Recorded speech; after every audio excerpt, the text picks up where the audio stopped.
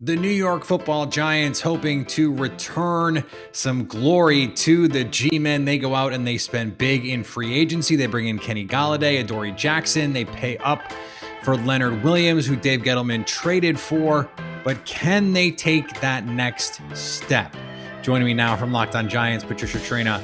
And Patricia, this is a question we've been asking about the Giants for the last few years. This year, they go out and make some big moves. So could this year be the year that they make that step? And if it is, why will it happen? Well, that's what they are hoping for. Obviously, right. They won't come out and say it, but it is playoffs or bust. I mean, all the signs, you mentioned all the big free agent spendings that they had. All signs are pointing to that being the goal. Will this be the year?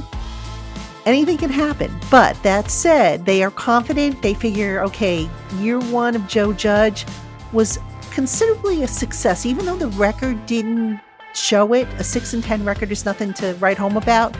They saw a lot of positive signs. They saw, the defense was much better than expected. The offense, they realized that they were lacking some playmakers on offense, so they went and they addressed that in the offseason.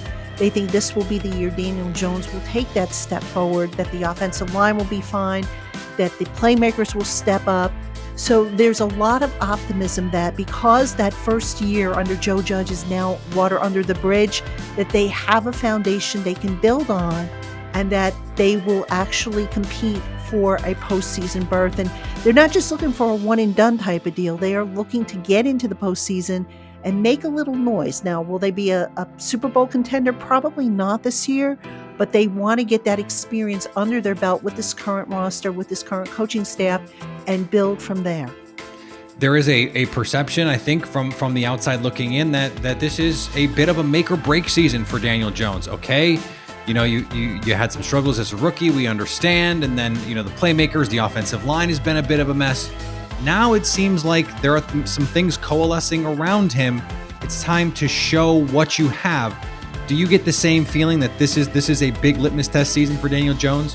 Oh, absolutely. There are no more excuses for Daniel Jones. You can't say, oh, you're a rookie. You can't say, oh, you don't have receivers that can catch the ball and make big plays. They're even, going so far as to say, you can't make the excuse that the offensive line is the problem, even though the offensive line is probably the biggest question mark on the Giants' offense right now.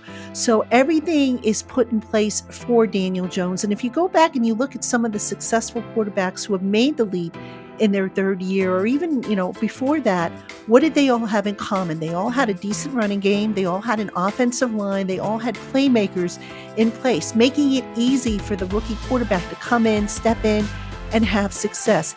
Daniel Jones didn't have that the first 2 years. Now he has it, so the expectations are that he will make that step. And if he doesn't, the Giants are in a good position next year. They've got 2 first-round draft picks.